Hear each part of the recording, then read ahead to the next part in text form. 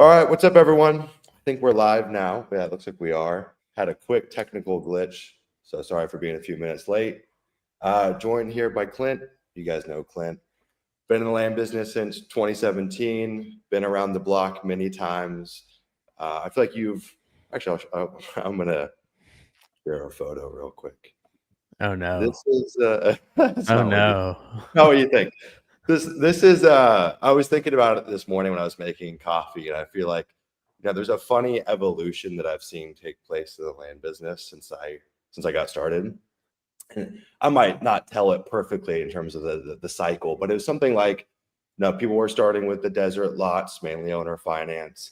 Then people graduated to financing maybe bigger properties. So you're buying the 40 acre that's worth 25 grand opposed to the 4 acre worth 2,500. And then people started breaking into better markets, more cash flips. Then people started doing that with additional marketing channels. Then people started doing, exemption-based subdividing. This has been this whole evolution, right? That's And I feel like you've kind great. of been at the front of some of those changes, and now you've moved. I think you're still doing some subdivides and whatever, but I think you've also moved most of your business over to doing messy title stuff, curative title stuff, and that's what we're going to talk about here today. So I'm excited. I'm an old dog with the same tricks. Actually, the way I look at it is that I think that in the land business, there's a lot of like fad diets, and people are like, "Oh, I'm keto now, and I only do X, Y, and Z." And I would say I'm like a soup maker. I'm like making stews. I'm like, I'll take a little bit of the kidney beans, which might be exemption-based subdivides, throw it in the mix. So I'm excited to learn today. I'll probably take some stuff away, put it in our business, and yeah, should be a great call, everyone. Show some love for Clint in the chat and give us a thumbs up. I never used to ask for it, and it actually makes a world of difference. So give us a thumbs up. Before we get started, too, a couple things I'm going to share really quickly. I'm taking Sarah shopping today, so got a shill to pay the bills, as it were. Just really quick, one thing that's important, we just released this for Land Insights. We're giving away 1,000 hot seller leads, pre-scrub, removing all the junk properties for you.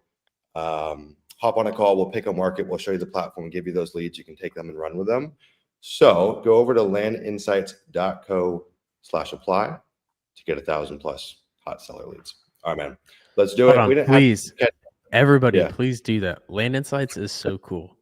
I Thank you, really brother. hope I really hope anybody who is like has a vested interest in marketing to buy land at a discount to sell, like if they're not using Land Insights, I think they're crazy. I love the product. It's great. Appreciate that, man. Yeah, we actually literally just this morning, well, morning for me, but it was many hours ago for folks that back in America. Two big features that ship today. We've been building out a double close agent database for pretty much all the different MLSs throughout the country. But it's just like hand dialing, cold calling these people. That's just shipped into the platform. So we have a realtor list for land realtors. And now you can go in there and segment for double closed agents in pretty much every market in the US. There's still a few gaps. There's places like Wyoming and stuff that are really hard to source good realtors that are also game to double close, but pretty much where anyone would ever want to work, as well as our owner portfolio searches and scrubs and all that filters has been added in per the Mad Viking Jerry's request. So, anyways, let's I jump love into it, Jerry. man. I know Jerry's the best. How you been? It's been a while since we've caught up. Dude, I'm doing great. I have a 9-month-old baby. She's kind of crazy. Yeah. And mom's putting her to bed right now. So I'm happy to be here. I'm happy to chat.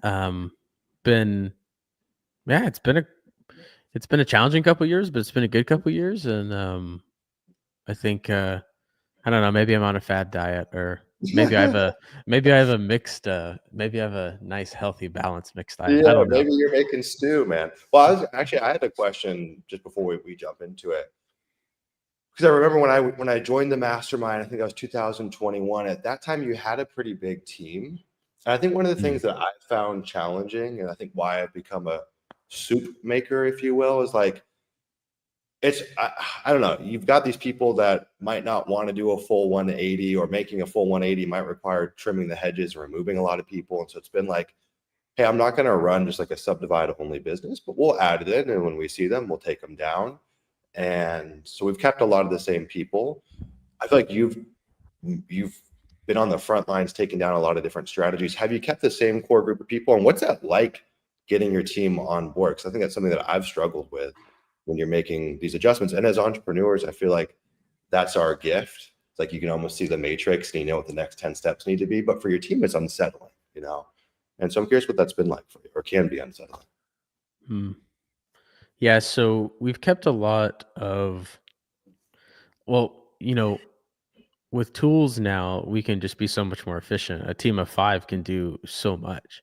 Yeah. I was researching this guy that I met on X or Twitter or whatever you call it, and he has a team of like 18 people doing 50 million a year in advertising revenue. I mean, that's like Yeah. high margin revenue with 19 people. That's crazy. 50 million.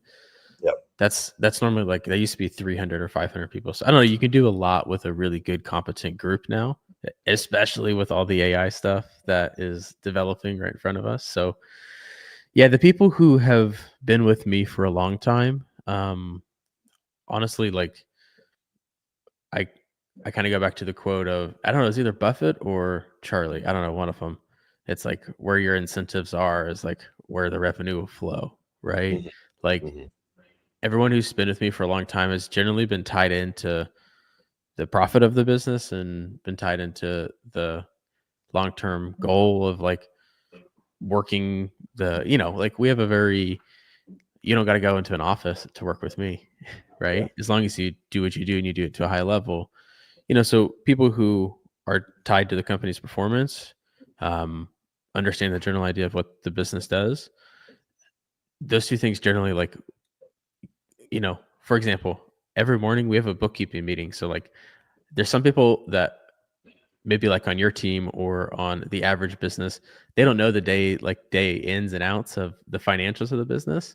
Mhm. Everybody on our core team does. Like, every single day, the core team knows where the cash flow is. They know where the deals that are in the pipeline are, because they're also paid out of, the profit that comes from that. So I guess, simply put, people that have been with me for a long time have either been like really, really great on the administrative side, or they've been some sort of like profit sharing, revenue based earner. So sales or partners. But um, that's where we are now. And I feel like with a really good team there, like, dude, you can do a lot of deals. You can do a lot Mhm. of business.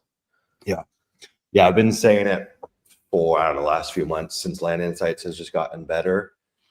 I'm like, I think we're in the day and age where you're in the land business with tools like Land Insights or fill in the blank. You could have maybe a $1 million gross profit business, maybe a one person, one VA. I think it's like we're getting Yes. high leverage through just tools. In fact, there's a guy in Leah and Land Insights that made 400. Oh, he'll clear 400K this month, and I think the dude's got an intern in a VA. It's like, Hmm. and what's funny is when and I fell into this trap too. But when I first got started, it was such like a thing to gloat about how many people you had on your team. Well, I've got 25 people on my team, and I feel like the script is kind of flipped. It's like high performance teams, keep costs down, keep payroll manageable, and yeah, work with A players. What do you think? Like, if you wanted, and I want to jump into all this cool stuff on the title side, but nowadays, knowing what you know, like all the different ways to take down deals, different ways to make money from deals, do you think you could make $1 million a year, no team members, or maybe just you and a VA? Think that's possible nowadays? 100%. Yeah, so cool. A So 1000%. Yeah. yeah, I mean, you're yeah, gonna be doing a lot of stuff. It's gonna be yep, like, it's gonna be a 40-hour week, but 100%. Yeah. well, I know people who basically are like, maybe have like some like 1099, like this person scrubs the list or this person does that. But I know a couple people who operate solo quietly who probably a million, plus or yeah, minus a bit. yeah, yeah. Well, let's jump into it. I don't know, where do you want to start? So obviously, a lot of ground we could cover. We could talk about deals that you've done that fall into this curative title stuff. We could talk about maybe more prescriptive advice for people that are just getting started.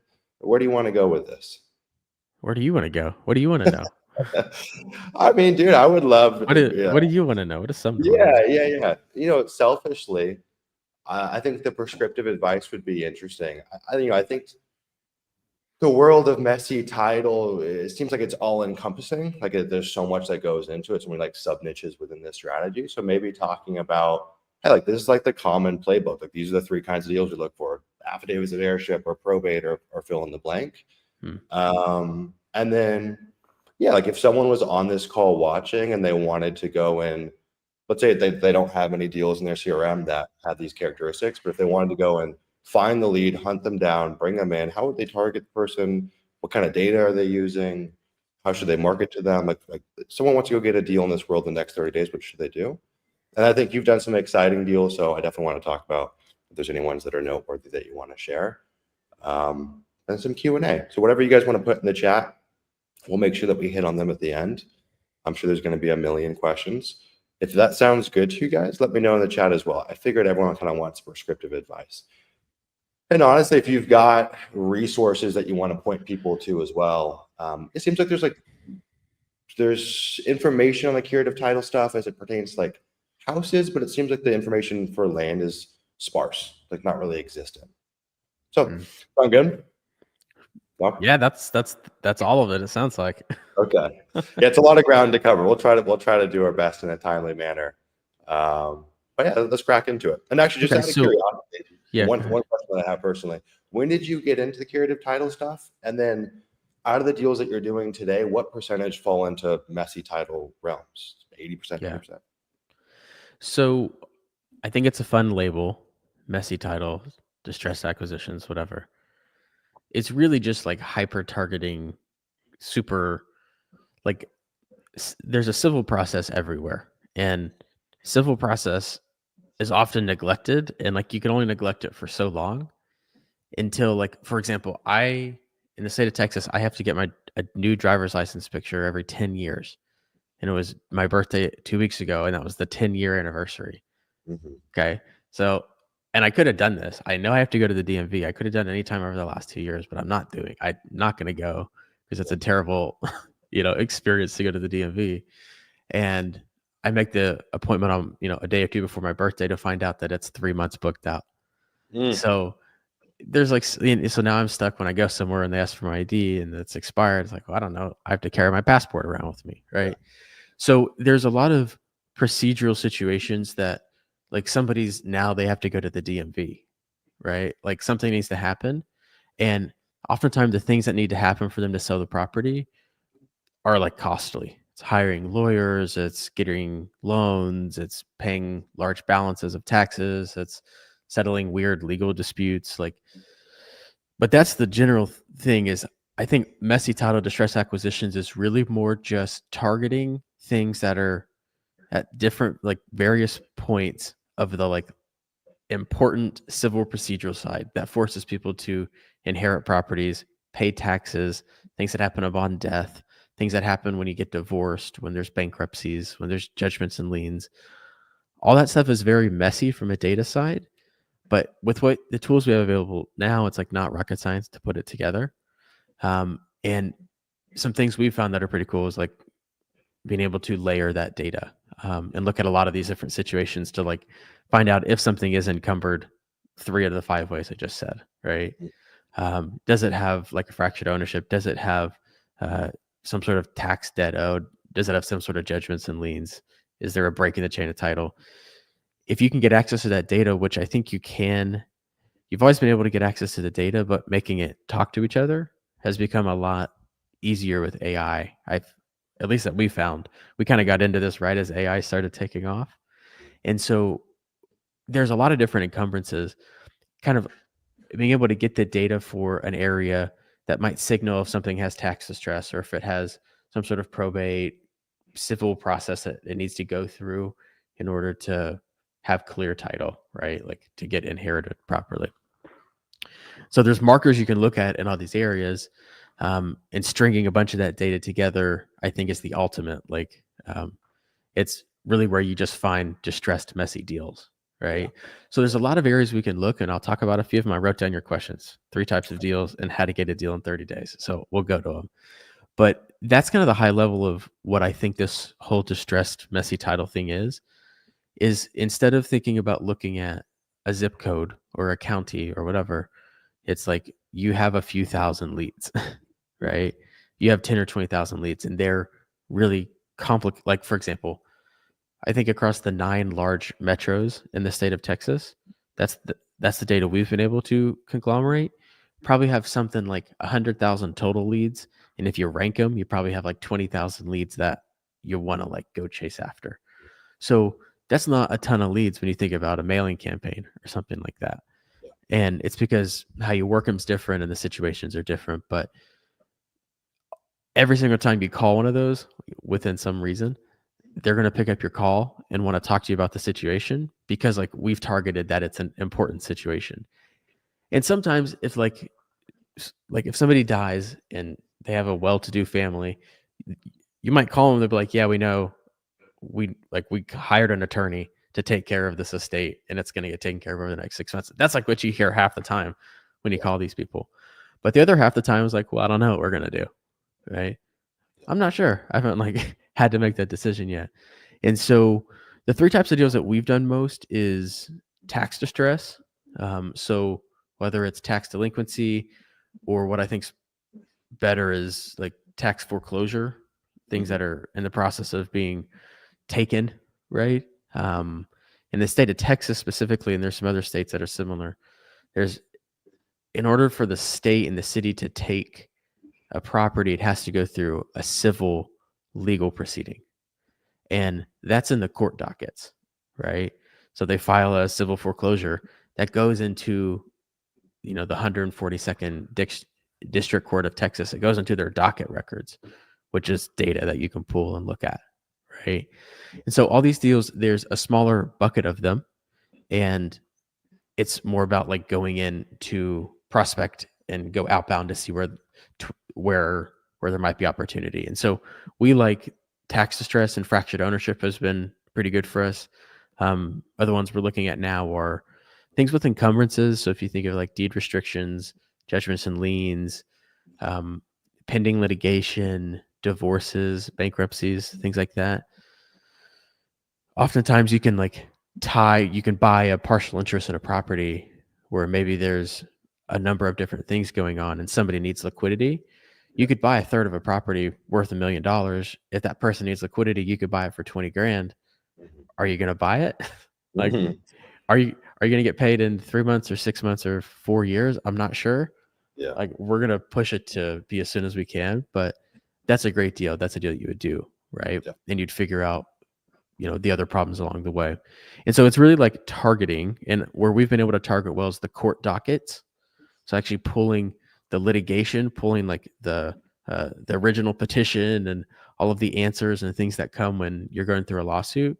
You can pull all that stuff and read it and pull properties out. And you're like, all right, I know this property has this tax foreclosure going on, right? And that would allow you to prospect that deal. Dead people on deeds, that's a big one. So like, is there a dead person? Deed hasn't changed hands in 20 or 30 years. That generally is pointing to something needs to happen in order for there to be clear title to sell a property. So I'd say those are the 3 that we are targeting the most.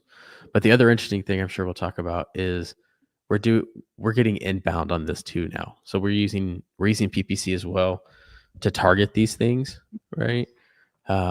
Because if you think about when people have a weird situation, it's like, oh, civil tax foreclosure lawsuit. Like they go to Google and they type that in, right? Yeah. And so we found PPC's been pretty good for finding them too.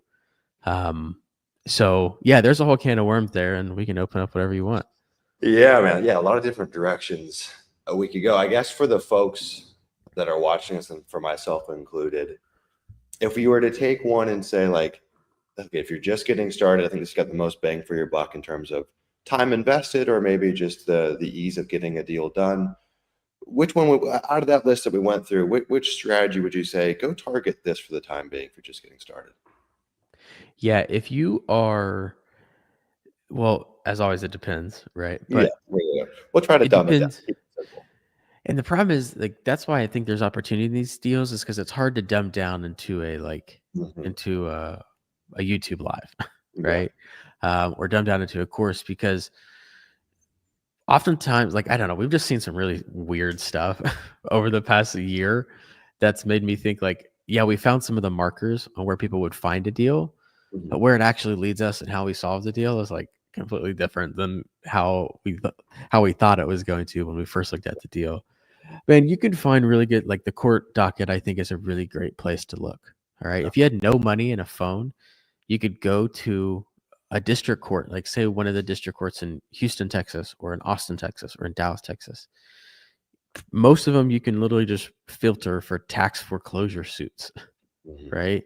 And you can just pull it. You can click the documents and read it. And it says, okay, this property is being foreclosed on and they Yeah. owe 24,000 in taxes. They haven't paid in 4 years. And these are the 4 people we're suing. It's like, Yeah. okay, well, there's the lead, Yeah. right? So then you call and you would work that lead. I think that's a great place to start. Another way I would go for the veteran land crew is I would take some of your existing lists you've already got in your database, so you don't even have to pay anything. And I would go to direct skip and I'd skip it and I'd take all the deceased people. Mhm. And now you have a list. It's probably gonna be like 5 or 10% of your list. Sometimes it's like 1 or 2, sometimes it can be a little higher. And there, at that point, you can then like you could do something, for example, like you could go see if their taxes are paid, Mhm. right?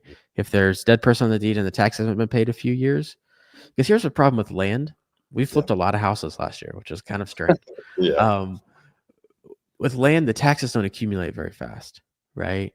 And so if you have $400 a year on a 100-acre ranch that's worth a $500,000, right? And the taxes are $400 a year, the county's not going to do anything for probably 10 or 15 years. Yeah. And so if you find something like that that's gone that long, then that's really going to be super messy. But you can find these, and then it goes to how do you actually execute it? Well, you got to find somebody who has an ownership piece, and you kind of got to build out and figure out who owns what, right? Mhm. Did grandpa have a deed or excuse me, did he have a will or not? Was his estate probated or not? Yeah. And often the answer is no, it wasn't. And then you're like, okay, this one's messy. And you could literally just build the family tree and call all those people.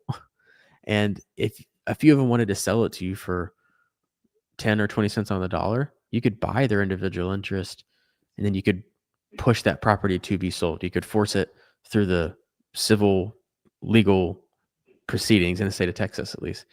You could, and that, I think this is a general right of a property owner is has a co-tenant, you have the ability to partition. And if you can't reasonably partition, you have the right to sell your property. Right. And so you could go find dead people and you could buy deeds up from people who are now in the chain of title. Right. Mhm. Um, or you could partner with them to get their estate probated, right? There's like a ton of different ways you can structure that deal. Or they own one deal property here in this estate, but they own 2 other properties themselves, and they're all tax encumbered. Like it always takes a weird turn like that. But you can Yeah. generally find the starting point with, I'd say if like somebody wanted to do it, it would be like dockets. Yep. Just go look for tax foreclosures and look for dead people on deeds. Okay. Yeah, dude. So when I hear this, it's always felt overwhelming. And I think if I'm hearing it correctly, there's like 3 layers to it. It's like a visibility to the right data. So you're taking shots on goals with people that ideally have some kind of problems with their title. Once you get them, maybe some level of like family tree or private investigation to figure out who the heck do I even need to get in contact with or whose piece do I need to buy. And the last part that I think has always been slightly daunting for me is like, in how many of these situations do you have just a great lawyer on speed dial? It's kind of like the who, not how thing. Or are you getting in and trying to solve most of these problems yourself and remedy them? Or is like great lawyer in Texas. And in fact, most of these strategies don't work if if you don't have a great lawyer. So is that kind of 3P sequence roughly right? And then at the last point, what are you doing there typically? So let me check. So to answer the lawyer question, because I could see that was important to you. Yeah. Um, yes and no. Okay. Like, a, we're not doing anything that's crazy. Yeah. Like we're not challenging like we're not going after a problem that doesn't have hundreds or thousands of case law documents that exactly govern what the situation is. If you own a property and you need to sell it, you have that right, Yeah. right? And there's disputes that can go on through that. If you're going to take a property and pay the taxes in the state of Texas, it has to go through a process, right? So we're not doing anything that's like crazy outside the scope of what a low to medium like skill level attorney could do. Yeah. In fact, I try and keep my attorney like we are very like clear and direct on like what we need and how and like when we need it by and how much we expect it to cost, Okay. right? And so there is some stuff that comes from building your team of professional service providers well. But that's another thing I like is that it's like if you have good professional service providers, they are doing most of the heavy lifting on the deals, Hmm. Hmm. right? And so you definitely don't have to. The first few deals we did, I did all by myself. Like, uh, yeah, I actually don't even know if I had a lawyer. Which, like, looking back, I did some crazy stuff. I'm like sitting here now. I'm like, that was quite a risk that we took. But no, man, I don't think you have to like have the perfect team to do it. If you can like hunt people down and make deals happen, Yeah. you can generally figure out how to structure things along the way, right? Okay. And different, and I do speak to this, different if you have done a lot of real estate deals or not, right? Hmm. If you don't know what a title policy is, Hmm. or you don't know how like a deed conveys interest in a property, or if you don't understand how maybe a judgment impacts the ability to get marketable title to a property, like if you don't understand some core competencies of how a real estate transaction work, well, I probably wouldn't jump into like exploiting the inefficiencies in real estate transactions. You know what I mean? But if you understand the general mechanics of how a deal works, at the end of the day, it's calling people and structuring deals. Okay. I Yeah. want to touch on the private investigation, family tree stuff, but before I do, kind of in line with the attorney side of things, do you recommend, hey, you've got to have a great title company that you're working with, maybe something that's a little more flexible in their underwriting as it comes to insuring these sales, or should we just call up a big national provider and work with them and just take it that way? When to get the title policy is very important. Okay. Is like it's a very important thing to execute depending on the structure of the deal, right? Sometimes you don't want to go get a title policy until you've done the curative work. So until you've gone in and bought all the deeds and got a really good clean affidavit filled out, right? Or whatever the legal thing that we need to do is, right? And get it on file and let it sit there so that when a title examiner goes to look at a file, they have a kind of a set they have a very nice prepared set of documents that's on record. So that generally helps them guide them to the right answer, right? Yeah. Sometimes a deal we're a little more interested in, does the title company think we need to remove this thing or not? Mhm. Right? Like I've got all the problems tied up. So they're going to give me a commitment that says, hey, you got all these problems. I'm like, I know, I got those tied up. But I'm wondering if you're worried about this like second ant over here that may or may not have an interest that really took us a long time to figure out. So I don't think you're going to. Yeah.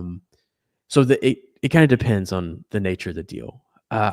I have found, also to answer your question about big title company, small title company, I just have a few, I think is a good thing, right? Um, we worked with a couple small investor friendly title companies when we were starting this, and they were decent as you'd expect. Like they're small, so they're not as fast and nimble as maybe like a really good office, like a Chicago Title or a Fidelity or something like that. But they were more willing to work with you. And in Yeah. the last year, all of them have been bought and shut down. So, like, they have been conglomerated into larger title companies, and they shut down the curative title side of the business. So, Interesting. um, I'm sure there's good relationships to have out there, and I've Yeah. met a couple of title attorneys that I work with and help me get policies done. But um, at the end of the day, it's probably coming from like Fidelity or First American or Chicago or one of the main ones. It's probably who it's going to like make its way to if you're getting a title policy these days. There are exceptions to that. Okay. If you can create that exception, that would definitely be an efficiency that would allow you to do more business, right? Yeah. Yeah. But for the most part, you can do this. Just go into the front door of like Chicago or Fidelity or something like that. Is someone rolling up these small title companies? I didn't even Yeah, know. yeah, for sure. Really? Yeah, Wow. Stewart's been Yeah. rolling up a ton of them. I've seen. Yeah. Um, there was a branch right up. I think it was First National Title. I don't know, but it was right up the street for me, and so we were doing some closings with them because I could just pop in the office and sign and leave. Um, and they got bought up by a subsidiary of Fidelity, and Yeah. they're moving Huh. their office down to the central office. And so, Yep. yeah, I Pretty mean, it's sure. a great business. Like they have the lowest claim rate out of all insurers. I didn't even know that. I don't envy them. I'll tell you what, though. It's a cool insurance model, but it seems like a terrible business, and from my purview, at least. No, well, from a business standpoint, it's a phenomenal business because it's So anything insurance related is pretty juicy. yeah, But I it's don't know, high man. margin, big moat. So Yeah. like, but anyway. I'm sure Stuart Title just bought PropStream as well. I think it was Stuart Title. I think for like Oh, 175 really? million. Yeah, which Jeez is. Louise. Anyways, okay. So let's talk about the family tree stuff. What are you guys doing there to figure out who's who and who's related to the property? Yeah, so have a couple people who are VAs on our team, and one person stateside. Pretty much, if you spend a couple hours researching ancestry.com, um, putting trees together, watching YouTube videos, you can do some good work with Okay. that. There's also just some general web scraping that needs to be done there. Most of the data isn't gate kept. There's a little bit of data that's gate kept that's hard to get to. Like let's say for hunting airs down, right? Like there's a couple law enforcement grade commercial skip tracing platforms. Actually, take that back. I've only found one that really like meets that bill, and I can't get a license to it. Like I have to have some sort of like I need to be a private investigator, security professional, law enforcement to get access to it. Now, did we do a little workaround? Absolutely, we did. Right. But that's not something that anybody can't do. A private investigator can get this software and get access to it, right? And it's just TransUnion's back-end tool of they literally know everything about everyone. And so sometimes it can tell you a couple extra things about their phone numbers or their most recently known addresses, or it's got a crazy thing, man, where you click on it and it'll spit out an estimated family tree for somebody. To where it knows you're like, oh, y'all lived in the same household for this time and you were born here. So it knows your parents, your brothers, your sisters. It's a pretty crazy tool. Wow. So yeah, I mean, you can get access to it, right? You just kind of got to do a couple steps left and right in order to get to the back end. But it's not cheap though. I think it's like, I don't know, I think it's like 20 grand a year or something like that to get it. Yeah. So other than that, there really isn't data that's gate kept. You can put family trees together for the most part. Like when you're putting a family tree together, half of it comes in your investigative research to put the tree together. And the other half is I got somebody on the phone who wants to do a deal, right? And the person who wants to do the deal generally is like, oh, aunt so and so's brother or son or whatever, right? And then they can help you fill in the missing pieces. It's rare that you're building a full tree before you're talking to somebody that wants to sell you a property at a discount. And once you're talking to that person, a condition of the sale is you got to get this affidavit done or you got to get whatever done. And so you got to sort out the airship. And so oftentimes when you get the first person, they're going to help you build out that tree. And what you do before is mostly what you can get access to just via Google or Ancestry. Yeah. In your guys' own business, are you guys pretty much just cold calling all these folks? I know you're pretty heavy in the cold call. Obviously, you can get in touch with them a myriad of ways, but for you guys personally. Yeah, it's an interesting flow we're finding in this line of business where you fill up pretty quick on like your bandwidth, like how many of these deals you can take on.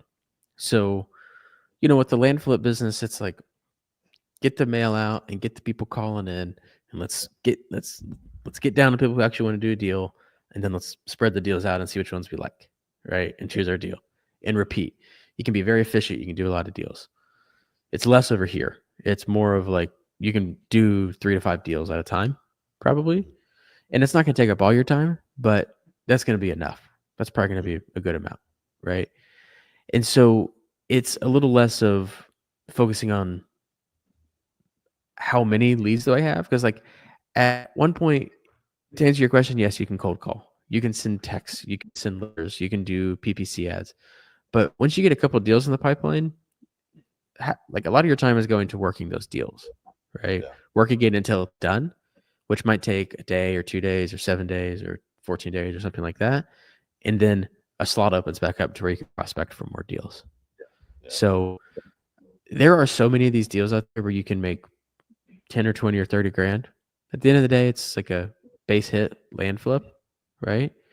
And there's a subset of the deals where there's opportunity to make a lot more. And so you can just fill your plate up with however many of them you want. And it's not easy. It's hard. You got to put money into it. It's not like, it's not just click a button and all of a sudden you're doing 100K a month. But it's there's a lot of these opportunities out there just because death and taxes happen, and it creates a lot of them. Yeah. I want to whet people's palates and talk about some of the cool deals you've done or some of the deals that you're doing. First off, I'm just curious, what was the catalyst to get into this? I mean, you guys were doing subdivides before. I mean, I'm sure you're still doing some of that, but what was the catalyst for you? The business unit of land flipping and land investing, just from a P&L standpoint, was not where I wanted it to be. It was fine, but it wasn't really motivating me. Like, Yeah. if that was the amount of money that we were going to make, I kind of just wanted to work on a different thing, right? And so at the end of the day, it wasn't anything revolutionary. It was like, is it worth my time to keep doing this? It's still working. It's still making money. But I'm curious if there's a way to either A, take what I know and maybe just go after, because I've done a lot of big deals now, right? Like, I've done a lot of deals that are high 6 or 7-figure net profit spread deals. So like, I want to do as many of those deals as I can, right? But the reality is, in the meantime, between those deals, you need something to keep you busy. You need something to keep your mind sharp. You need something to keep the lights on. And that's always what I think of land flipping as. It's a way to go, great margin on capital I have, right? And the yields and the returns I like to see, or at least for me, like, I want to double my money or better, right? Yeah. Selfish, but it's what I want to do. So for me, I guess, like, was your question kind of making a transition to here? I was just curious what the impetus was. Like, yeah, just you. It sounds like you wanted to have a more efficient, healthier business. Yeah, absolutely. And so I need to figure out what that was, right? Yeah. And this had always been on my mind.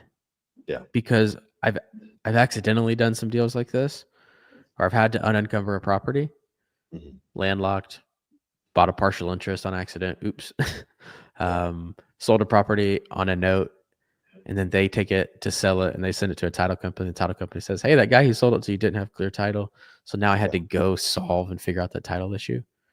But I did some really good deals early on that were pretty important for me and like growing my, my financial security blanket or whatever, that had some distressed, messy title situations going on. And so it always been in the back of my mind as like, okay, clearly I can like solve the problems. I never knew what they were. So I always had to figure it out as we went. Right. But I was like, well, if those are some of my best deals, could I go remanufacture that and target those deals? And you definitely can. Yeah. Yeah. What's your? I mean, you're a big thinker. What's the aspiration for your land business? Is there kind of like a big goal? Like, I feel like you're one of the folks that thinks big in this business, and you obviously have the capabilities to build something large as well. Where I think a lot of folks, it's like make $250,000 a year, have a good work-life balance, chill. What is it for you, just as it relates to the land business, not the stuff outside of it? Yeah. As it relates to the land business, well, and here's a reason I like doing this kind of business, this kind of work. It builds on what you're already good at, which is doing like real estate transactions. At the end of the day, like, land investors like find good efficiencies in the real estate market, right? And they make a buck off them. With these kind of deals, people are they're a lot more like thankful, right? They're a lot more grateful for the help. So you can kind of have a bit of a purpose. I feel like it's always been hard for me to create a purpose in the land business. I'm like, send more mail and make more money. Like, okay, that's cool. I like that. But like, does it make, like, I don't feel bad. I don't know how good I feel either. And so it was cool this year. We set a goal that we wanted to help people recover a certain amount of property value. So we did 4 million last year. We're going to try and recover $10 million of real estate this year. So real estate that we think would have otherwise been lost to like a foreclosure or an air, like the property was encumbered in some way. We're going to try and recover $10 million of real estate, right? Mhm. I don't know what the yield, I don't know how that's going to back up into how much money we're going to make. But that's the goal, is like, if we can find $10 million of real estate that needs our help unencumbering it, generally we can do like 50 to 100% yield on the money we put into it. And so again, that doesn't mean we're going to put 10 million or 5 million. You put a very small fraction of it in. Yeah. But all those opportunities to like unencumber properties gives me the opportunity to make profit and help somebody out who's stuck in a hard space. Man, a couple of deals we've closed where I've made really good money. I've gotten texts on Easter and Christmas, like asking about my daughter, Yeah. like, because I talked to these people a lot through the process, and it was when it was happening, my daughter was young and just being born, and so it's kind of it gives you a bit of a purpose, and that's our goal with this business this year, is to try to recover 10 million in real estate. I think we could maybe make a couple $1,000,000 doing that. Yeah. And I can do it with a core team that also is simultaneously working on my development side of the business, on our subdivide, our entitlement plays.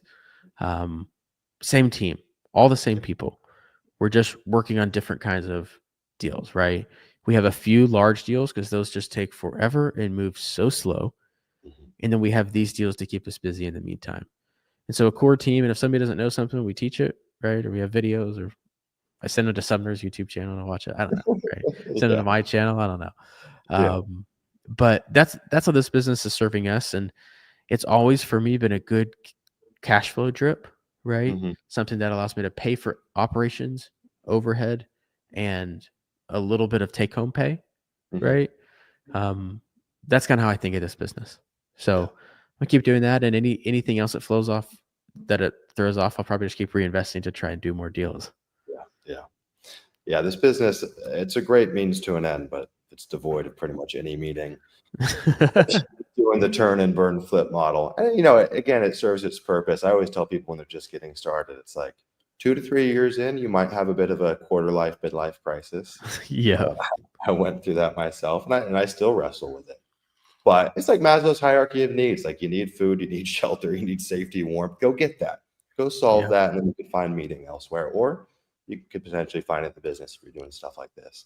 Are you guys still kind of patching the cash flow holes, if you will, with like very vanilla standard flips? Or is it just development and then cured of messy title? Right now, I mean, look, I started doing this through Logan Fulmer, who you might know him or might not. He started talking about this. Actually, I'm going to tell this story. I met him at an event almost 2 years ago, 18 months to 2 years ago. I don't know when it was at this point. I'm looking at it about 18 months ago. Met him at an event. Um, Heard him talk, thought it was interesting, piqued my interest of, hey, I've done a lot of these deals on accident. Looks like this guy's doing them on purpose. So I found him at the event. I went to him on the side and I said, blah, blah, blah. I don't care what it is. Just teach me and I'll pay you the 30,000 or however much you need. Yeah. That's literally what I went up and told him. I was like, hey, I don't care what it is. Just like, tell me what your coaching thing is and I'm going to come learn what you're doing. Yep. And he said no, he wouldn't take me on. He wouldn't, because he wasn't doing coaching at that time. And so I stayed in touch with him over time, and was able to work alongside him for a bit and kind of see how he was doing the business. And so that's kind of how we got started. And it was at the time when I was making this like kind of important, like this like decision of, what do I want to do with my land business, right? Do I want to go back to doing more text and voicemails and mail? And at this point, I was like, I've always been really interested in this. We're at a place where it makes sense in our business. Let's just jump in and test it out for 6 months. And so that's what we did. And I tell you this to answer your question of, we were able to put deals together pretty quick that I liked. Yeah. And we kept month over month being able to put more deals in the pipeline with yields that I liked. And I was like, well, like, let's just keep doing that. Like, let's run the tape on this. Let's see how it goes. And we started layering in some paid advertising with it and a couple other little things we're doing. And it just continues to grow. It continues to take me back to the old days, as I feel like when I would put $50,000 into a land deal and I'd get $118,000 back. I'm like, that's great. Yeah. And I just keep getting deals that they might not be huge deals. They might be $20,000 or $30,000 deals. Some of them are a couple $100,000 deals. A couple of them have been 7-figure deals. And so one of them has been a 7-figure deal. I will be clear. Yeah. But yeah, they're consistent. They continue to show up in the pipeline for a very low amount of marketing spend. And so frankly, just over the last 18 months of doing it, I keep being like, yeah, maybe I'll start sending mail again, or maybe I'll start doing text. And we just keep having these deals to do. Right. Yeah. And so that's where we are with it right now. Yeah. Let's whet everyone's palate, man. You want to go through some recent deals or deals that you've done in general that fall in this category? Yeah. We can go over one for sure. Let's see. I was talking to Jeremy today about a deal. I'm trying to pull up the details in my brain in real time. Okay. This guy called us. Okay. I've loaded it. This guy called us before Christmas, like early December, and he had 2 houses. This one's actually interesting. He had 2 houses across the street from each other. It was in this little dinky area, but it was in a very up and coming area in Austin, north of Austin, like an Austin suburb. Okay. Where they're building subdivisions, and this one's like in the city. Like if you go to some, like I don't know if you've ever been to like Dallas or something, but if you go to like a suburb and you go to like Plano, Texas, or you go to like Prosper, Texas, and you go to their downtown, it's kind of like just a small town downtown, right? This is a little like an acre with a couple houses just off the small downtown area that they haven't really rebuilt. Just kind of is got some lower end manufacturing homes, but it's a lot of land in the area. And it's got 2 houses on it. It's North Austin. People want to buy something cheap, fix it up. It's a pretty cool deal. So guy calls in. He's got tax debt on both properties. Okay. 2 different APNs. One tax debt's late stage, so it's going to go to foreclosure soon. And if this guy gets a foreclosure on his record, he's going to lose his job. So he's very, very concerned about this. On his other house, he has tax debt. He hasn't paid the taxes. All right. The house he doesn't live in was his mom's, and he inherited it from his mom. And she took out a loan to pay the back taxes like 4 or 5 years ago, and then just used the money for something else and didn't pay the taxes. And so now there's a lien that they want to foreclose on the tax lending company. So there's a whole mess of stuff going on there, right? And so the guy, he came into us through a PPC lead, I believe. I think I could be wrong about that, but let's just pretend he did. And we got him on a call and we talked through what was going on. And as I remember it, Jeremy, my partner, brought it to me. We cooked up a couple ideas, and then he went back and basically pitched the guy. I think one thing he pitched was just like we'll buy it for this, right? We'll buy the whole thing for this. It's a big discount, all right? But it is what it is. We'll buy the whole thing. And we said we'd buy this house for this and this house for this. You can choose what you want to do. And you can't sell this right now on the open market because the title's all effed up and you don't have much time, right? And so we said, we'll fix all the title stuff for free and we'll get it done. We'll get it through. And you don't even have to take that risk. We'll buy your deed from you. We'll give you cash for your deed. Anyway, so we pitched him on that, and we knew he was going to be apprehensive about it just based on the phone call, because it was a very low dollar amount. And so we created a second offer for him, which was a JV offer, the partnership offer. It was, hey, we'll partner to sell house A that your mom lived in, right? And we'll split the proceeds like this. And house B that you live in will help you fix the title problems for a small piece of it, because he wants to sell both of them, right? So it worked out. It's better for him because he didn't need all of the money right away. And so anyway, we pitched him that in December, and we followed up with him for a week or so, and then he just disappeared. Off he went. And And so we put it in our tracker so that because we knew when the tax sale would be. And so we figured we just check back in. He called back a couple of days ago. He said, hey, talked with all of my relatives over the holidays, went through both of your proposals. I want to do the partnership deal with you. We said, okay, sounds good. And so the partnership deal looked like we're going to get 60% of house A, of the gross sales proceeds of house A, or I guess the net proceeds after you take out the back taxes and the liens and all that kind of stuff. That should sell for $200,000. And so we're going to get, I don't know, what do you call it, 110 or something off that. And he's going to get the 40% at closing. And then he's going to take that 40% that he gets, and we're going to help him to clear the title on his other. It's actually, we're going to fix his title at the same time we're fixing this other title. Yeah. And then he'll take those proceeds and he'll go sell his other property.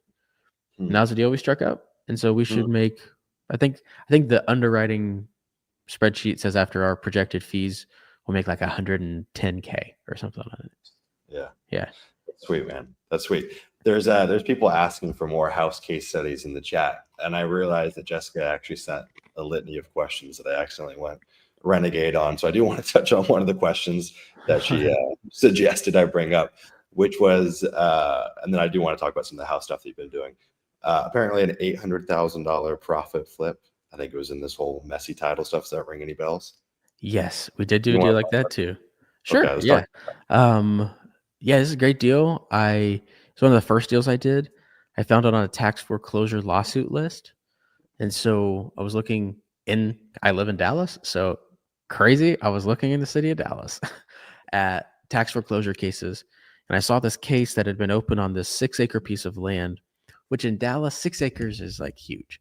If it's got a city of Dallas address and it's 6 acres, there's something to work with there. Something's going on. And so it piqued my interest, and I just started digging on it, man. I was digging on it like a little rat. This thing was hard to put together too. What happened was a woman died. She died childless, partnerless, with no will, no estate plan. And she had inherited these 6 acres, but she died. And so the state of Texas laws, it governed how her estate was split, and it got split really bad. It got split all over the place. And so my goal was like, hey, this thing's worth $1 million or more. If I can just go start buying little chunks of this thing, and I could get if I go find somebody who has 8% of it, right? 8% of $1 million is what? 80 grand. And I tell them, hey, you're going to get 0, or I can give you $500 for it. Right. And if they're like, yeah, sure, I want $2,000. I'm like, okay, I'll give you $2,000.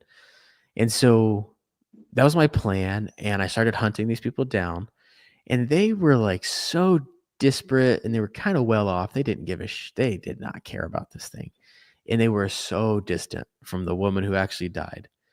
And the majority of people had very small interest, 2%, 3%, 8%. But there were a couple big interest holders at the 1/3 level or 1/4 level. And so I make my way through all of these people till I finally find this 1/3 interest holder. She's kind of running the show. And she told me, which was the worst news I could get, that they already had an offer. They were already selling it. And they were going to put it all together. And I was like, why haven't you? Why? This lawsuit's been open for 4 years. I could pay you on a Friday. It's Tuesday. I'll pay you by Friday for your deed. And she's like, no, you can't do that. That's not how it works. And long story short, I stuck with her for a long time. Months and months. I would text every week about this property. So much to where got blocked. Probably because I was being every week texting this woman, and I would continue to text her of hey, did it close? You told me it was going to close this day. Did it close? Hasn't closed. Close again in 2 weeks. Got it. Did it close? No, don't worry about it. No, don't worry about it. No, don't worry about it. Eventually, I'm blocked. The 3 or 4 people I'm actually talking to, they won't take my call. Kind of write it off. And the universe has a way of doing it, and it threw it back my way one day. It was interesting. A private investigator who was working on the file for the other wholesaler, and it was a wholesaler. They were trying to wholesale this deal through title. And I kept telling her, that ain't going to work. That is not going to happen. Private investigator wanted to get her bill paid. And so this person eventually got my number because I pursued it so hard. The PI called me and she was like, "Can you get this freaking deal done? I want to get my bill paid." I was like, "Hell Mm. yeah, let's get this deal done." And so I sent her, like, within a few days, I think like $33,000 or something like that, just with a deed, no title insurance, no nothing, just my underwriting of this deal. And I did that through everybody. Eventually she got paid. And so she told everybody downline. Property had like $100,000 of taxes. It was going to go to foreclosure sale. And it needed to get done. And the tipping point event of it was, um, the woman who was the ringleader's mother needed to go into hospice. And it was actually her mother's interest. It was her mother's interest, but the daughter was like running the show. But her mother was, late stage something and had to go into hospice, really needed the money. And I continued to tell her that I can get you the money. And she called. So, universe worked out and we learned a lot on that deal and bought all the deeds up for 120K, paid off the 92,000 or so in taxes, Wow. and sold it for 800K. Wow. That's Yeah. bonkers. That's Yeah. It was a big bonkers. deal. Um, when you're buying those little slices of interest, there's probably not much of a rhyme or reason compared to comping a land deal, but you're just going as low as you can, start at $500 and work up from there. How does that usually shake out? Man, it's gone every way. Yeah. We had this one small deal. This is like, for the most part, we start at a low number. If they don't, if they're like, what, that just doesn't seem right, $500, Yeah. we just go through all the problems. Here's all the problems with the property. Here's what you could do. Like, you could go hire this law firm. They charge $400 an hour, $10,000 retainer. And probably over the course of 6 to 12 months, they get that taken care of. Somebody needs to go pay these taxes within the next 2 weeks, right? So if you got the 32K, you can go pay those, and then get the attorneys working on it and just manage that thing for a year, right? Yeah. And they're like, "Oh, I got 8% of this thing. I really don't care about that." And so then we'll land on something I think in the few $1,000 range often Okay. happens, right? Interesting. Yeah. Um, but on the other end of it, I have had somebody, like, it was a deal that I just wanted to freaking get done. I really just wanted to get done. Um, it's episode 6 or 7 of the Messy Million podcast, which is my new podcast about these special deals. We just recorded it yesterday, so it'll probably be live in a day or two. It was that deal, so if you want to go listen to it, you can. But I just wanted to be done with that deal. And there was one niece that held 8% of a property that was like maybe worth 150K. And her husband gets on the phone and he's like, he's not dumb. He's like, well, we own 8% of a $200,000 property, and there's 40,000 taxes owed. So you should pay us $9,200 or whatever it was. And I was like, dude, it's like, and I'm like, I'm going to have to sue this guy. And it was really ruining my day. And he goes, look, if you just give us 6 grand, we'll do it. And we settled on like 5,200 or something. Yeah. I paid all the other people in that family tree like $500 for their deed, but I just wanted that deal done so bad. I just was like, whatever, pay the guy. Yeah.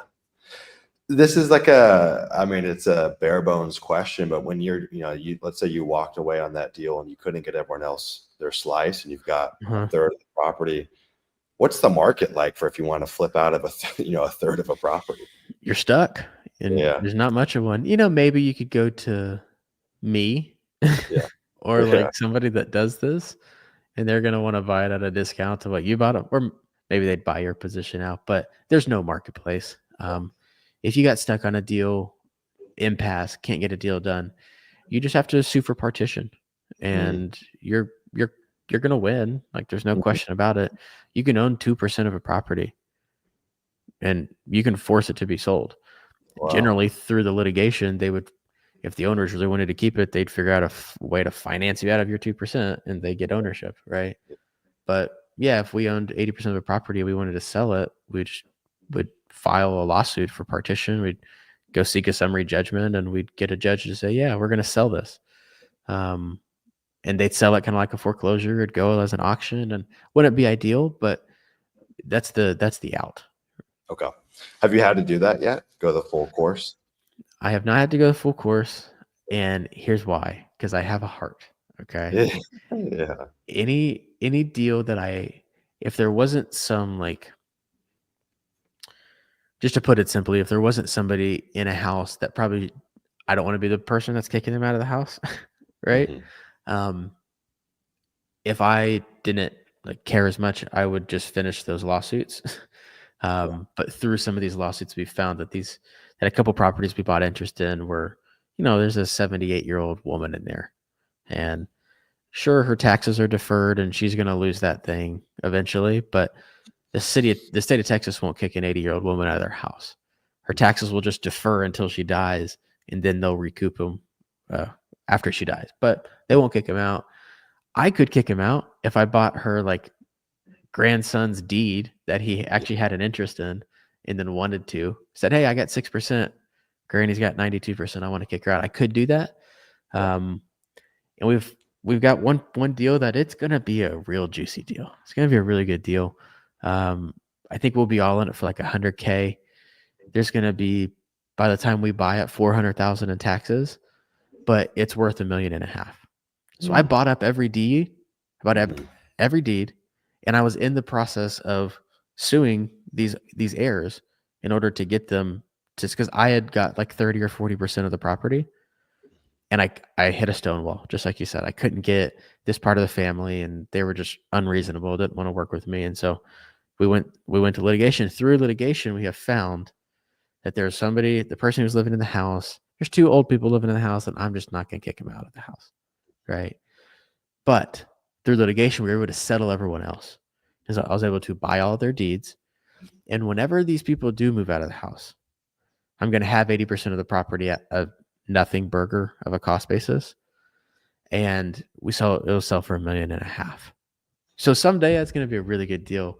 But for now, I don't want to actually push somebody out of the house. But we were able to seek a claim with the judge, and they would have granted it if we wanted to. But we just said, let's let them keep the taxes for them. We'll work that later. So we've gotten deep in one or a couple now.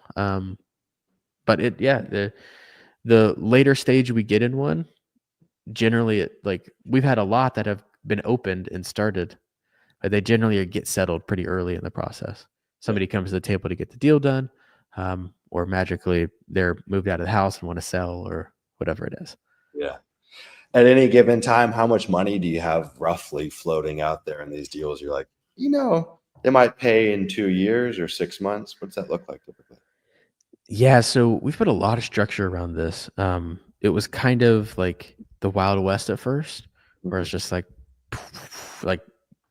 catching that bookkeeping up has just been absolutely mind numbing for me. Even just looking at it from the owner's box is like, I don't know, whatever you guys say. Like that's great. Yeah. Sorry, Sumner, what was the question? How much capital at any given time? Oh, capital. Yeah. Deals? So we've really tried to optimize this based on like what the timeline and the risk profile looks like. Mhm. And so I'm not going to go, for example, for that deal I just told you, I wouldn't have bought all those deeds and settled it if it was going to cost me hundreds of thousands of dollars, right? I was able to buy deeds because I had a really strong litigation claim rather, a set of facts that really was strong in my favor, to where any reasonable attorney would be like, you should probably take their settlement offer, you know? Mhm. So I was able to buy those deeds at, 5 cents on the dollar. And I know they're not going to pay me for years, but it's going to be one day I've got all this interest in this property. And there's like a 5 to 10 year timeline of like realistic that it'll pay. But that's a very unique deal. Most of these deals, and especially now as I've done more, I just want to do deals where I see a clear path to exit, Yeah. right?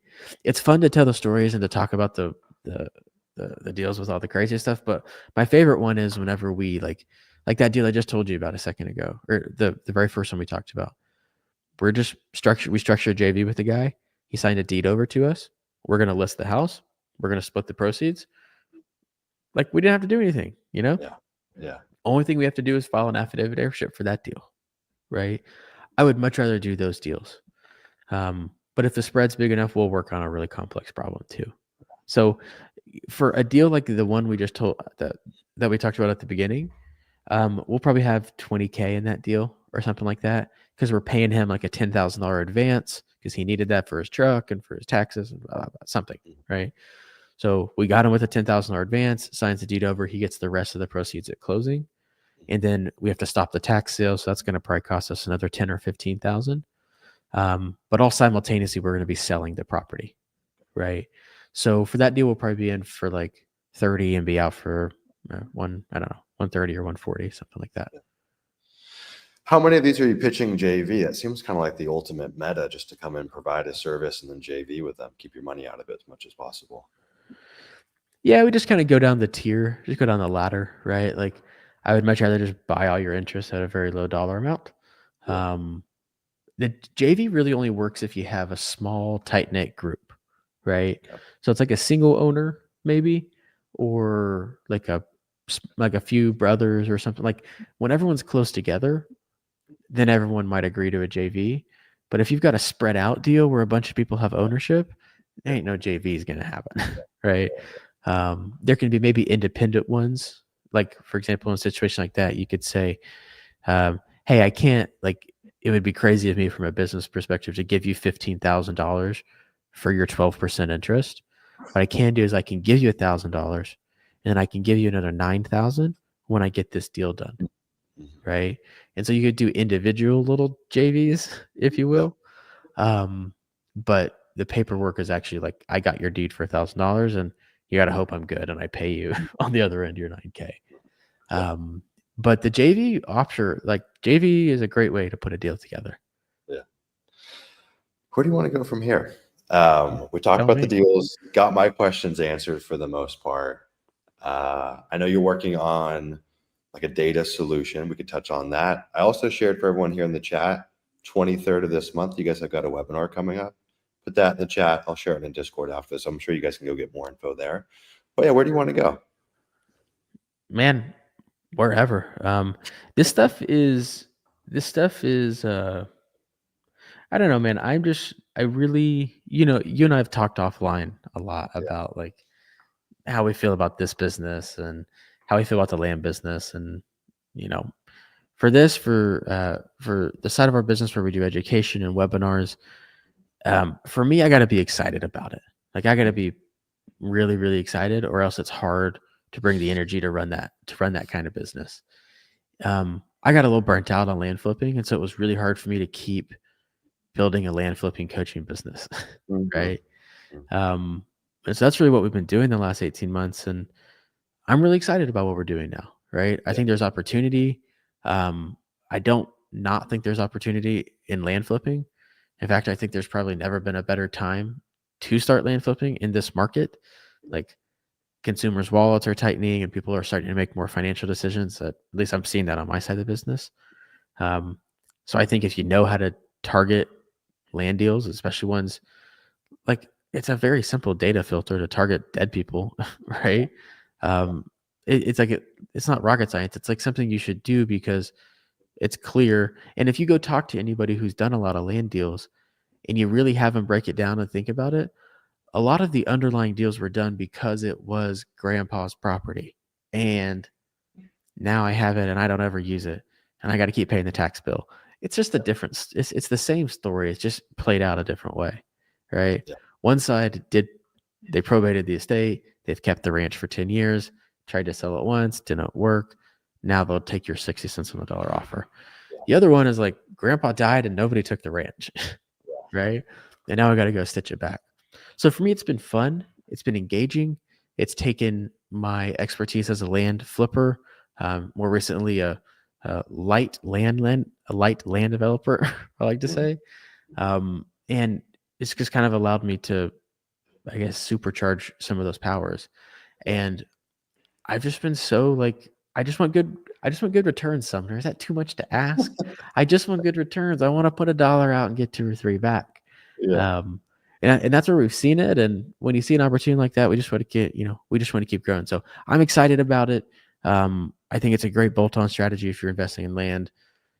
Half because you can just go outbound and like fill your day with deals that are right under your nose.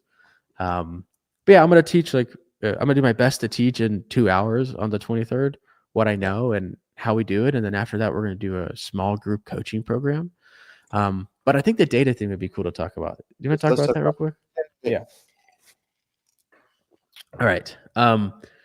So one of the, we just talked about a few main things: tax judgments, foreclosures, right?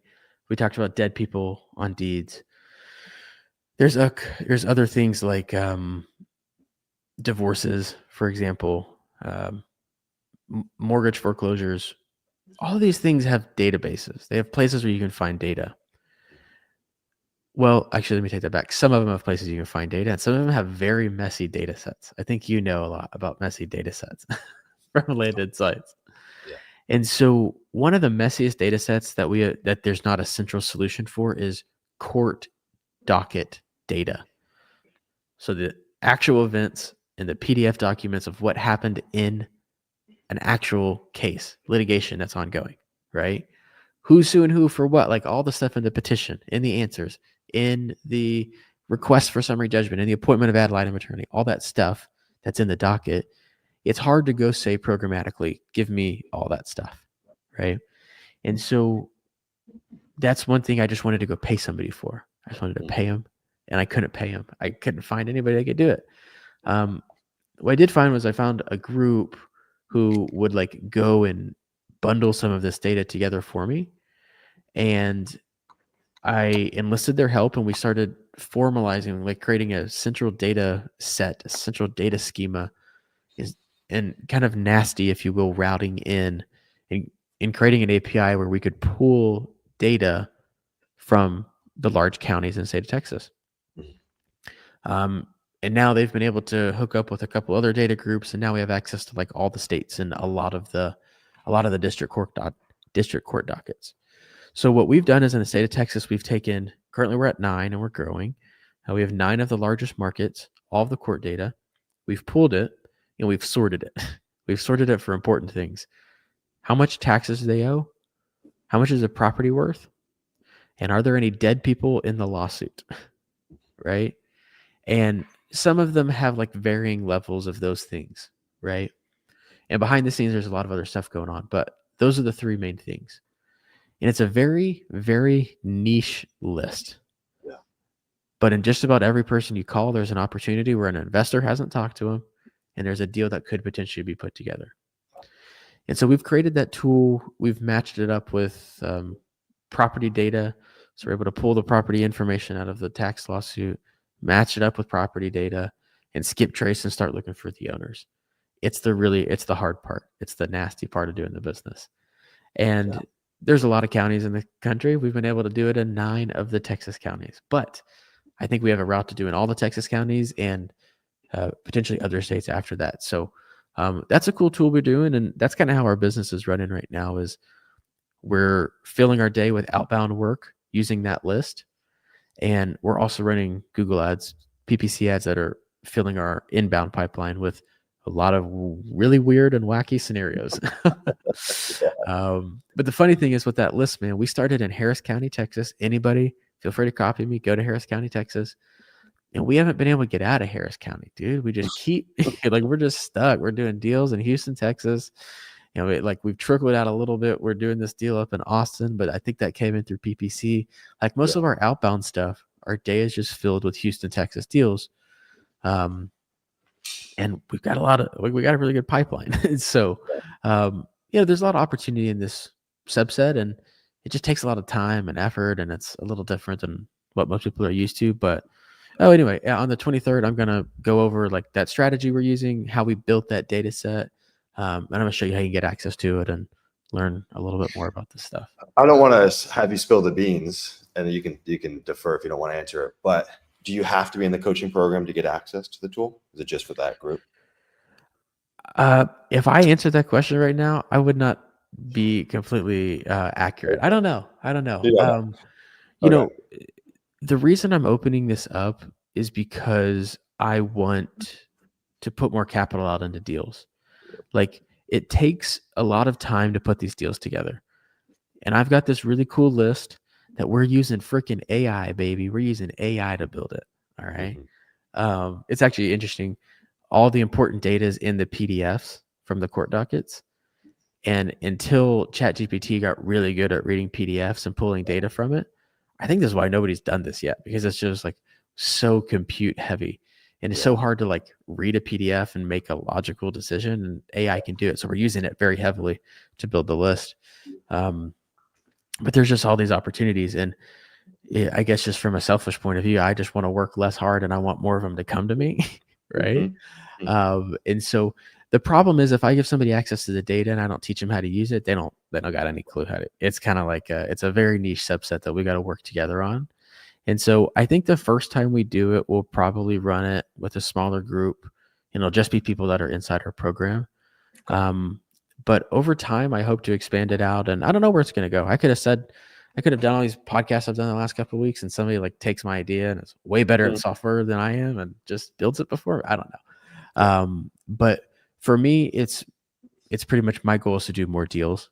And so I got to teach you how to use the program and use the data and prospect the deals and do the deals well. And I know if I do that, people will inevitably bring me in on more deals. And so I'm a simple man, Sumner. I just want yield. I just want to put some money in good deals.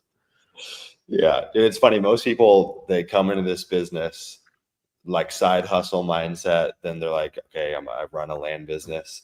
And then the graduation is like they move into like this very investor mindset. And it's like, I just want yield on my dollars. And it's kind of like an iteration of thinking people go through. Clint, can you take the limelight real quick? I got someone, a gardener, knocking on my front door. I got to let them in real quick. Is that okay? Yeah, I'll sure. be 20 seconds. I'm sorry. Bad content. I'll be right back. No, it's okay. I will take the limelight. I guess I'll just plug it. You can go to Learn Land if you want. It's learn.land. And if you go to learn.land, you can sign up for our webinar on the 23rd. I'm going to be going over all the stuff we're talking about, showing you our data tool.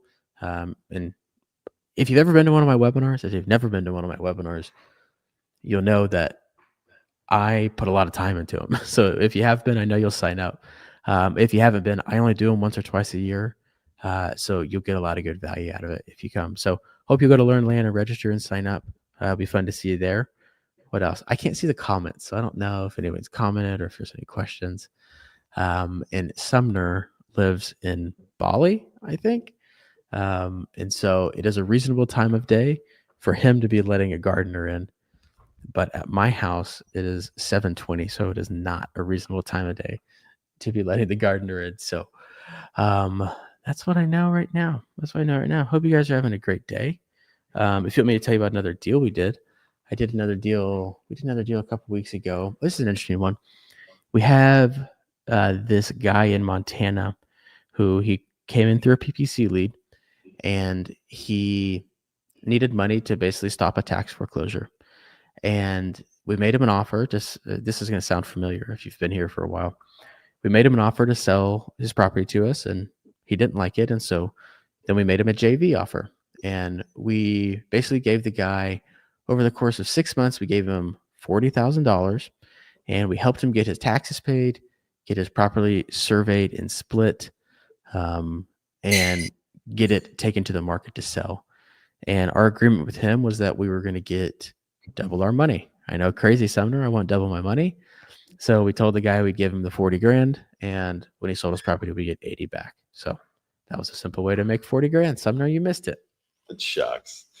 Dude, it's funny. We just moved into this house and we've been doing like remodels and stuff. And it here in Bali, like when you move into a house, it always comes with a crew. So like it always comes with like a pool crew and cleaning crew and landscaping and stuff.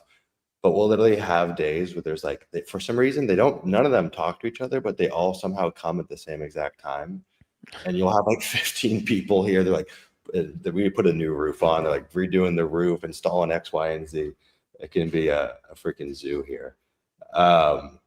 Which, I always thought like, man, I would love to have like a house cleaner come every day and stuff like that. And it's amazing because it's so affordable here. Like literally, oh man, a house cleaner for like 2 hours might run you $6. Oh, dude, you always have people in your space. There's always like you essentially live with 10 other roommates. Um, I had some selfish questions I want to ask about just your experience building software. What's that been like? Fun, painful? You love it, hate it? I know you guys were working on some scrubbing stuff before. I think you've been doing this for at least a year now. What's that been like? It's been good. I've never really been building for like a web app deployment. So where Mhm. I'm building an app that a lot of people are going to use and needs to be intuitive and have user feedback. It's more been about like doing work on large data sets and trying to find, like I think I could claim before any of these large land like you and whoever else uh, has a land software. I think I was the first one to have a road frontage scrubbing algorithm. We built that thing in house, baby. Yeah. Um, so I've always built little things like that, and my crew is like a couple people overseas that one develops part time, one develops full time. And I just feel like I always have a project or something that in my brain I need to like I want it to turn into a V1 of something, or Mhm. I want something that might take me 4, 6, 8, 10 hours of programming. Mhm. I just want to give somebody the idea and tell them to do it so that I can get the project back, Mhm. and get the output of whatever this thing is supposed to do. And so, yeah, engineering background, have built a lot of software and web applications myself, managed and sold them as well. And so I get I get what it's like. And anyway, to answer your question, it's just mostly been a couple overseas developers for me building building like in-house tools. Yeah. So this is the first one where we're building it outbound, and man, I again like it's gonna be outbound with a small group of people who will actually use it and will they'll do deals for it. It won't make sense Yeah. for them if they don't. And Yeah. so it doesn't need to be like, it doesn't need to be a workhorse like Land Insights. It needs to get them the data and ideally just pull together all the stuff that might take you 4 or 5 hours, pull it together in a place where you can get it in one click, right? Yeah. Yeah. So it's been fine. It's been, we're not going super big with it at this point. So I wouldn't say it's taken a huge mental load off me. And it's actually been a little fun. It gives you another little project to work on, as we always like. I love it. I know nothing about coding myself, but I've loved the game of it. Do you code? Are you code savvy or just enough to know? Yeah, I definitely enough to know, and I could deploy some basic web applications, but it takes me. It's like learning a foreign language for me. I don't know what the Yeah. deal is. Maybe I'm like low IQ or something, but it just takes I me like don't think it's the takes case. me longer than other people. Yeah. Um, Yeah. like when my wife and I are reading something, I'm like a Yeah. I'm paragraph so down, and she's like flipping the page. I'm like, what are you doing? Hold on. yeah. Yeah. So it Yeah. just takes me a while. Like, there's really good people you can find to do as long as you can communicate what you need done. Yeah. Um, there's good people. I've had a guy on my staff for almost probably over 2 years now. I think I pay him like 1,500 or 1,800 a month or something. Yeah. And he cranks the code out for me.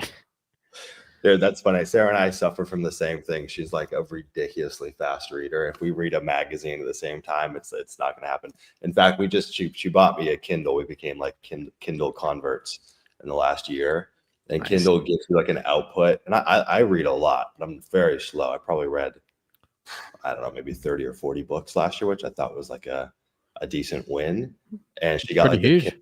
It's okay. I mean, I just read for fun. I'm not reading like boring self-development books. I'm obsessed with 1500s to 1800s, like the age of Oh, exploration, like going to the South Pole and North Pole, like that stuff I'm obsessed with, especially like just like sailing books in general. So it's easy to read.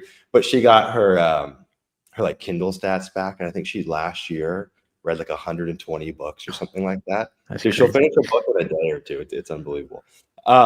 All right, another question that I had, somewhat unrelated, it carries over, I guess, the messy title work. You got really big into cold calling and doing your own cold calling, I think in the last year and a half or so. Talk to me about what you've learned there. I mean, I think it's a cool way if you're scrappy and you've got time to pick up the phone and call people. Any takeaways you could give the newer folks or even more advanced folks that want to cold call themselves or build a team? Yeah, I mean, let me think. What can I tell the folks? Yeah. Um, I think my honest opinion, if you're newer or even mid-level, like you need cold calling as a service, I would find a good service provider and pay them. Yeah. Um, I've always kind of done my own unique types of deals. So like you said, if like we had the land flipping business going, but I wanted to do a development deal, it's kind of like I don't want to pull people away from the land flipping business to do the development deal. I just got to do the development deal, you Yeah. know? Yeah, so that's kind of how it started. Is I would just pick the phone up and try and put deals together, look at opportunities on market, off market, and just see if I could. And it just kind of became a practice that I was doing, and it led to some very big wins. So I'm like, okay, that's something you know, and I don't hate it actually, because you meet a lot of interesting people, and especially like I do a lot of deals around me, and so I at least once a week I'm going to look at a property. I'm going to meet with a property owner, which that's always sowing good seeds for deeds for deals down the line. And when you're doing that, when I'm doing that, if I can put one or two deals a year together that have a 7-figure spread on them, Yeah. I don't need to outsource my cold calling, Yeah. Um, and I even say that to the fact where I've on my staff is my best cold caller that I've ever had. And so I keep him on my staff for sometimes when like I don't want to make a cold call, or there's a batch of cold calls that needs to be made. It's not always me just banging the phones, right?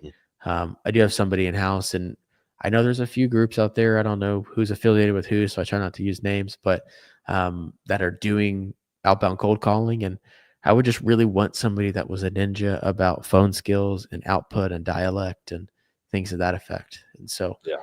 um, it's actually something I've been thinking about lately. Is I don't want to run a cold calling team, and I think I could do some more deals with my same core team if I had a Mhm. good cold calling team that understood what I needed them to do. Right? Yeah. It's kind of hard to do cold calling at scale for complex real estate deals. Right? For sure. Yeah, for sure. So if I had that solution, I would be using it right now, and it's definitely on the roadmap, but don't have it yet. Yeah.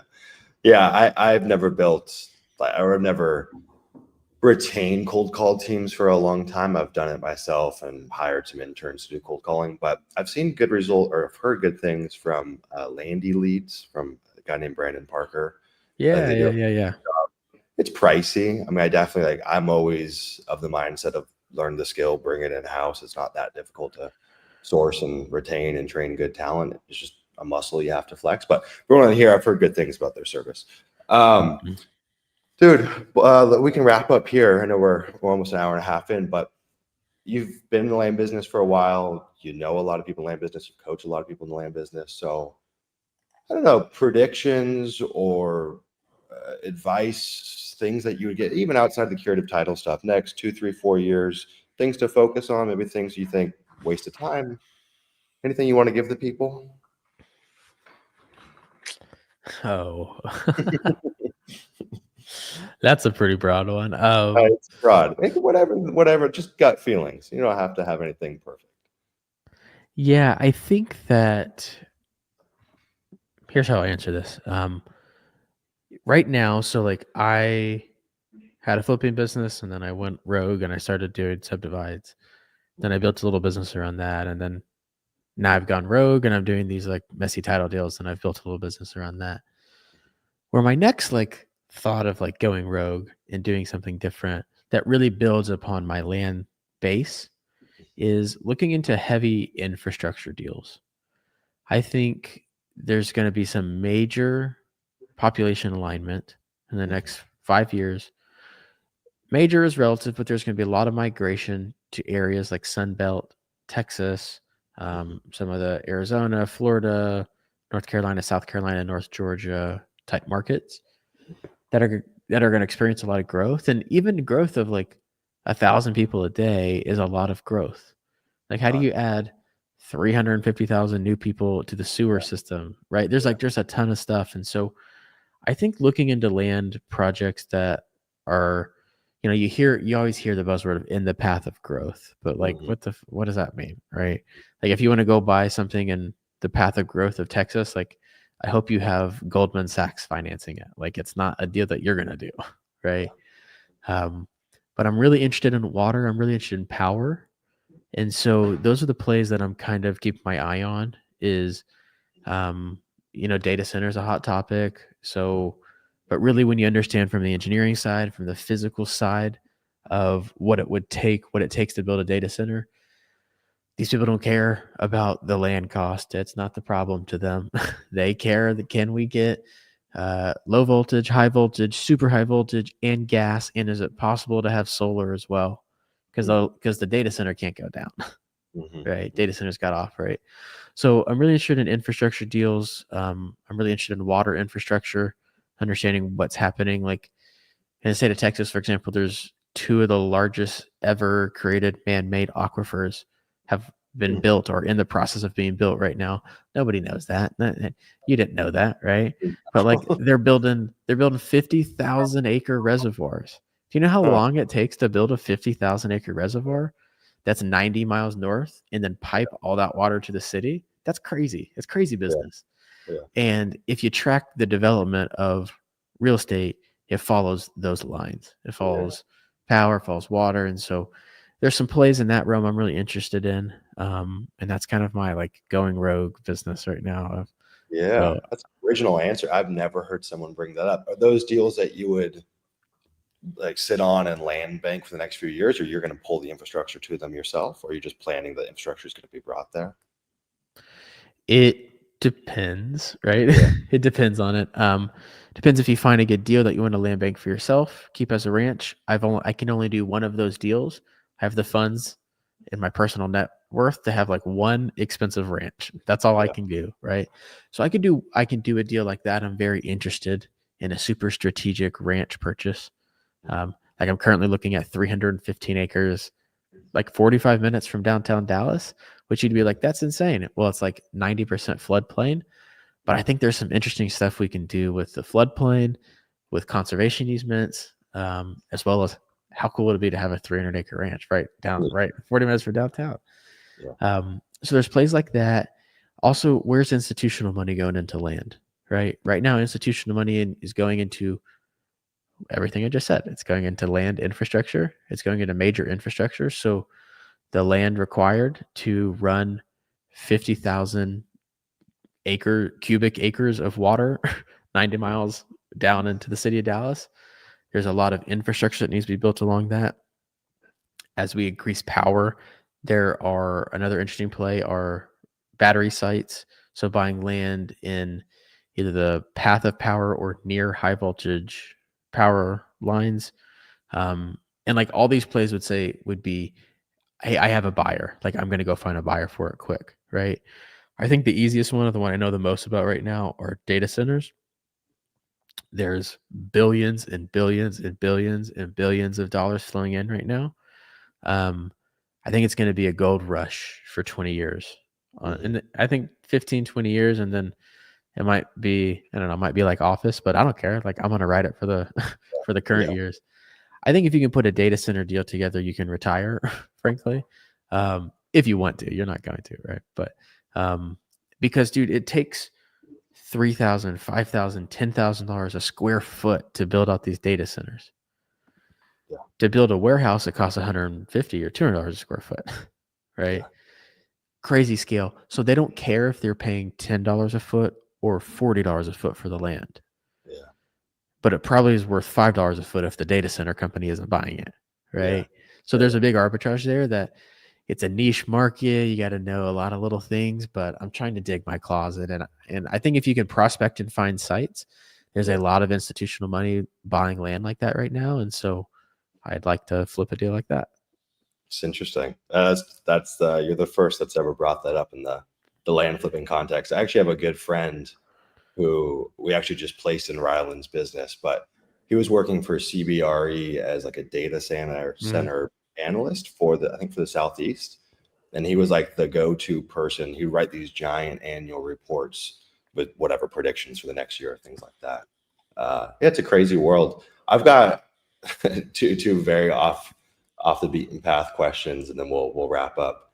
Um, Dude, as much as you can, not to psychoanalyze, but what not what makes you tick, but what keeps you excited, or what keeps you engaged with this business, or just business in general? I think for me, in the beginning, it was all like chip on the shoulder stuff, and then it kind of moved into, okay, it's fun to find things that I'm good at and flex my creative muscle, and that kind of became my why, or what was fulfilling. And I think in the last 2 years, seeing people rise to the occasion and helping people grow. And a lot of that is just within our own teams and building teams. And I found a lot of joy and fulfillment. And then obviously on the coaching side. So what is it for you, man? I mean, I know that's a broad question. These are two broad questions, but what do you think it is if you were to sum it up? Because you're always pushing the envelope, and there's got to be, and I imagine it's probably more than just making large sums of money. For sure. I actually never really thought about the money that much. Like, it's like Hmm. silly to say, but everyone might say that. Yeah. I was always like, if I can make a couple of hundred grand a year, like, I don't really know how you can, like, I know how you can, but I don't really need much more than that, you know? Yeah. Um, I'm living like a life I never expected to live, and it costs like a couple 100,000 a year. And I know in Bali it costs 50,000 a year, so you don't need to tell me that, okay? But Yeah. um, man, I just can't sit still. I Hmm. can't. Okay. I can't sit still, but I also really don't like to like do spreadsheets and PowerPoint presentations. Okay. Hmm. And so I I need that mental game of like business, if you will, right? Um, and as the business grows, like you said, you give people leadership roles and they end up like, your business feeds their family and there's other things that come into the effect. But for me, man, it's like, I don't know if lifestyle business is the right word because I like am attempting to continue to grow the business, right? Yeah. But I want to do it in a way that like I'm tired of this. I don't care what the hustle everything says. Like I'm just gonna build it how it works for me, Yep. right? And also have a child now, and Yeah. so that makes you think about things a little differently. Makes you want to. I don't really know actually. I don't have the exact answer on what it makes me know that I need to keep making money. that's Yeah. that's what I know. I need to keep making money. So that's a guarantee for me. Um, and just it gives you a little different kind of purpose in everything you do. And it's a real question of do I want to do that thing or do I want to, like we're on like we're on first word watch right now, right? Hmm. Hmm. So do I want to grind a business or do I want to be on first word watch, right? Well, baby goes to bed and so she goes to bed at 7 and Sumner can't schedule this at 7. So it works out, right? I can come and do this thing with Sumner. If Sumner told me Yeah. 5, I would have told him no because I had something to do, right? Um, so yeah, a little different perspective definitely brings the family into it. And I just want to grow a business that serves me. Yeah. Do you have any more kids on the way? Currently, Yeah. Well, maybe not literally baking in the oven, but on the horizon. yeah, I think we would like to over time. Um, Yeah. I think we'd like to over time. Yeah. All right. Last question. Taxes. Well, not necessarily taxes. Obviously, I don't. I can't imagine you're putting all of your money back into land deals. Maybe you are. Are you doing any like traditional real estate investment stuff, depreciation stuff, anything that you want to share? It's obviously a hot topic once people start making money in this business. Yeah, so I've got a couple deals, land deals where, and I think a lot of people will find their way here. So this is an interesting framework for you to take is if you start doing big deals, and I say big deals of like, hey, maybe you do a deal where you sell it for $250,000, right? Um, if you meet some requirements, you can 1031 a piece of land, right? So I'm not going to give those out because we've been on this call for a long time. You can Yeah. just chat GPT it, right? But it's either hold it for almost a year or change your intended course of use. Let you do some research on what that means. All right. So I've got a couple 1031 chains, I call them, where I'm buying and selling properties through them. Mhm. And I've continued to be able to line up a good deal or forecast the sale of a property, right? Mhm. Like that deal I told you about the industrial property we bought and sold for 800,000. 1031 that deal into a ranch that we bought that will probably sell after the next year. We're going to sell it for probably 2 or 3x what we bought it for, Mhm. right?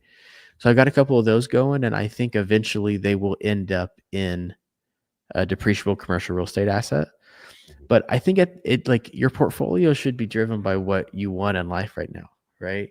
If I wanted to retire, okay, I would land all my money into like a business cash flow position that I like that was very low touch and yielded 15 or 20% a year. And I would just retire and take the cash flow off it, right? But instead, I just keep all that money in play and I keep putting it back out for double your money opportunities because I'm a little bit of a psycho and I just want to keep doing that for right now, Yeah. right? So, uh, and to answer your question straight, I have bought maybe a few $100,000 a year of commercial real estate as an LP in a couple Okay. deals. I've co-invested in a few deals. Probably own, maybe my position is, nearing 7 figures of real estate we've bought over the last 3 years as a limited partner where somebody else is running the deal. And those were able to throw off about 60 cents on the dollar of depreciation. So those help. And it cash flows like currently like 6 or 7% a year, but I think it's gonna kind of leverage out into like a 12 or 13%. So slowly, but every time I do, I'm like, man, I just sent that guy 250,000 and I'm sure it's a good deal, but I could I have this other deal in front of me where I could turn it to 500 in like Yeah, 8 months, and I want to do that deal. So yeah, that's where we are. okay. Well, if there's any GPs on this call that need money, I'm tired of getting roasted on taxes. I need some depreciation. Yeah, It's terrible. All right, guys. Well, we'll wrap up here. Clint, thanks for the time, man. It's always good for catching up. sure. And I appreciate you being on the cutting edge, man. You keep the business interesting, always thinking a few steps ahead. We'll put Clint's upcoming webinars in the chat. We'll put that in Discord for everyone if you guys want to find it there. It's on the 23rd. It's free to attend. Yeah. Free to attend. Free to attend. And yeah, find you're on YouTube, Messy Million or Clint Turner. Search him that way. Anywhere else you want to point people to? You can search Messy Million and all the podcasts. You'll find them. You can Okay. follow me on Twitter. You can follow me on Instagram. You can follow me wherever you want. Okay. And Happy Land Pod. I remember that's a throwback if anyone wants to find that. Is that still out there? Pod. That's still out there. Yeah. It's cool, man. It was well produced. I like that podcast. There's some good stuff on there. I've heard that from every person, but maybe I need to spruce it You should back bring up. it back. You should bring it back. I thought you took a cool stance on it was just honest. It's not all the fugazi everyone talks about with here's how to go get your first deal or whatever. Anyways, thank you, Clint, man. We'll talk soon. Cheers, everyone. Thanks for Sumner. being here. Guys have a great weekend. Appreciate it, brother. Cheers. Have a good one. Bye.